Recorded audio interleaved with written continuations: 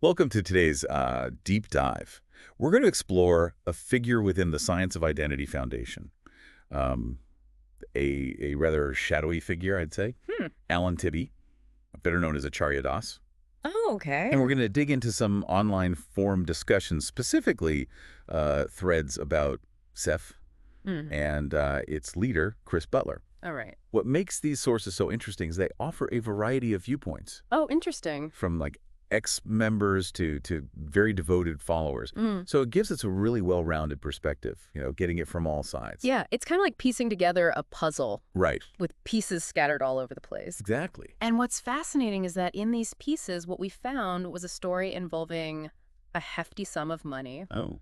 a temple sale that caused quite a stir, and some serious power struggles within the organization. Ooh, sounds juicy. So let's start with the basics. Who exactly is this Acharya Das? Well, information about Alan Tibby himself is a bit scarce in these forums. But what is clear from the discussions is that his alias, Acharya Das, carries a lot of weight within the SIF community. Yeah. He's definitely someone who seems to operate behind the scenes, Yeah. but his influence is undeniable. Yeah, it's interesting how his actions seem to speak louder than any biographical details we have. Right. And one action that really jumps out at me is his involvement in the sale of a temple in Hawaii. Ah, yes, the temple sale. Yeah. It was a real point of contention, especially between Acharya Das and Chris Butler. And you know what's fascinating? It wasn't the sale itself that upset Butler. Really? It was that Acharya Das and another leader named Gaur Sudara left with the money. Wow.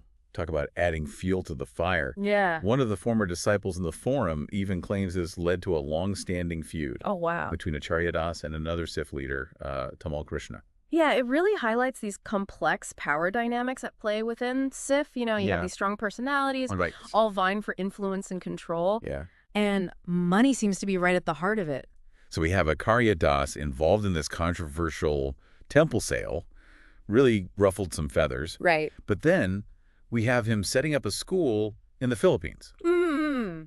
And get the school's main purpose was to distribute SIF literature. Yes. Wild. It was essentially a training ground for SIF devotees. Okay. Students were tasked with teaching and selling SIF publications, Wow. often targeting vulnerable communities.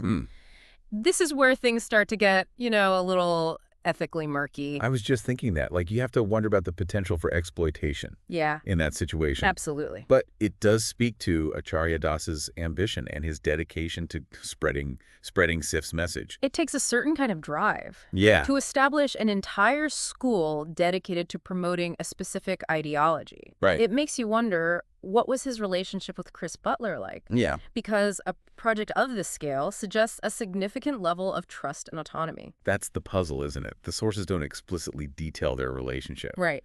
But you're right. Acharya Das's ability to operate a school like this does point to some connection with Butler, even if the specifics remain elusive. It's a classic case of reading between the lines. Yeah. We might not have all the pieces, Right. but we can still see the bigger picture starting to emerge. Okay, so we have this intriguing figure, Acharya Das. Right? We see him playing a key role in a controversial temple sale. And he's clearly driven to spread SIF's message through this school in the Philippines. But what about the people who actually knew him? Yeah. What do they have to say? Well, the forums are full of anecdotes Okay. and opinions from former SIF members who had direct interactions with Acharya Das. Interesting. And their accounts paint, well, a rather unsettling picture. Seems like Acharya Das's personality is just as mysterious as his connection to Chris Butler. Yeah, well, the word that comes up again and again is bully. Several former members describe him as intimidating and aggressive. Wow. One even shared a personal story where Acharya Das publicly berated another member, reducing them to tears. That's disturbing to hear. Yeah. You would think a spiritual leader would be, more compassionate and understanding. Well, that's the thing about, cult-like organizations. Right. They often twist the concept of spirituality to suit their own agenda. In these groups, obedience and loyalty to the leader Right. often trumps basic human decency. One of the most chilling anecdotes I came across was about a devotee who felt energized after witnessing Acharya Das verbally abuse someone. Wow. It's like they were drawn to his power and authority even when it was being used to hurt others. That reaction really speaks to the powerful psychological manipulation that can take place within these groups. Yeah. Cult leaders often cultivate an atmosphere of fear and intimidation. Right. And that can be strangely intoxicating for some followers. It's a complex dynamic for sure. So we have these former members describing Acharya Das as a bully. Right. We see his involvement in a shady temple sale and the establishment of a school that seems designed to promote SIF's ideology. Yeah. It all paints a pretty troubling picture. It does raise some serious questions about the ethical boundaries within SIF. Yeah. You know, where do they draw the line between spiritual guidance and outright manipulation? Right. And what role did Chris Butler play in all of this? Right. Was Acharya Das just a rogue agent within SIF? Right. Or was he operating with Butler's tacit approval? Yeah. The sources we have don't provide definitive answers, Right. but they certainly give us a lot to think about. One thing that is clear is that SIF operates with a very high level of secrecy. Yeah. There's a deliberate lack of transparency, which makes it difficult to understand the true power structure and the motivations of those in leadership positions. It's as if the organization is designed to shield its leaders from scrutiny. And that lack of accountability is one of the hallmarks of a cult-like environment. Exactly. It allows leaders like Acharya Das to operate with impunity, even when their actions are harmful or exploitative. Right. And that brings us back to the question, what was Acharya Das's true role within SIF?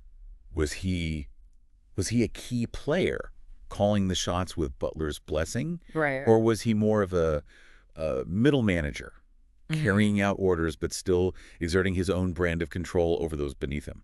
Yeah, it's a question that's hard to answer definitively. Yeah. But by piecing together the information from these forums, we can at least start to form a more complete picture of this enigmatic figure and his place within the SIF hierarchy. It's fascinating how a few scattered threads on an online forum can reveal so much about an organization like SIF. I know. But at the same time, it leaves you wanting more. Yeah. More concrete details, more transparency, more accountability. It's frustrating, isn't it? You get these glimpses into a world that's normally hidden from view, but you're still left with so many unanswered questions, and that's the danger of groups like SIF. Right. They operate in the shadows, making it incredibly difficult to hold them accountable for their actions. I keep thinking about the former members who shared their stories in these forums. Yeah.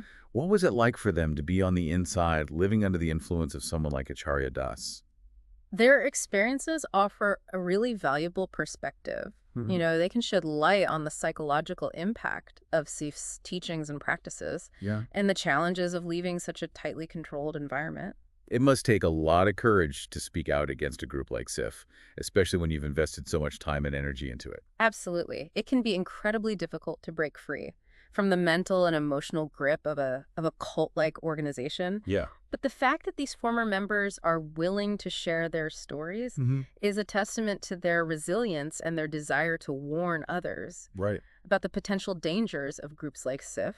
Yeah, it's really amazing how these online forums can give us such a raw and unfiltered look into the lives of people who are really, deeply involved with F. It really humanizes the whole conversation. It does, and it reminds us that these aren't just abstract concepts or ideologies we're talking about. Right. These are real people whose lives have been profoundly impacted by their experiences within SIF. Reading through these threads, it's clear that Acharya Das's influence within SIF, it was significant. Yes. He was a powerful figure. Absolutely. And his actions had real consequences for the people around him. Yes, he was more than just a charismatic leader or a persuasive speaker. Right. He held a position of authority, and he used that authority to shape the lives of his followers, often in ways that were harmful and manipulative. The temple sale, the school in the Philippines, the stories from former members, it all points to a pattern of behavior that's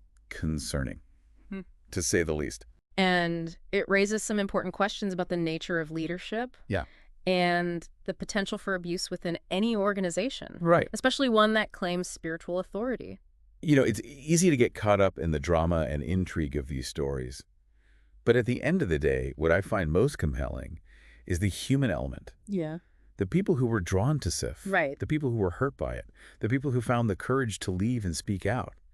Their stories are what really matters. I agree. Yeah. It's their voices that give us the most valuable insights into the inner workings of SIF and the lasting impact it has had on their lives. So as we wrap up this deep dive into the world of Acharya Das and the Science of Identity Foundation, I'm left with a sense of unease, but also a renewed appreciation for the importance of critical thinking and questioning authority. It's a reminder that we should never blindly follow anyone. Right. No matter how charismatic or persuasive they may seem, we always need to be willing to ask questions, to challenge assumptions, Yeah. and to stand up for what we believe in. Well said. And on that note, we'd like to thank you, our listener, for joining us on this journey. We hope you found it informative and thought-provoking. Remember, the conversation doesn't end here. Keep exploring, keep questioning, and keep seeking the truth, wherever it may lead you.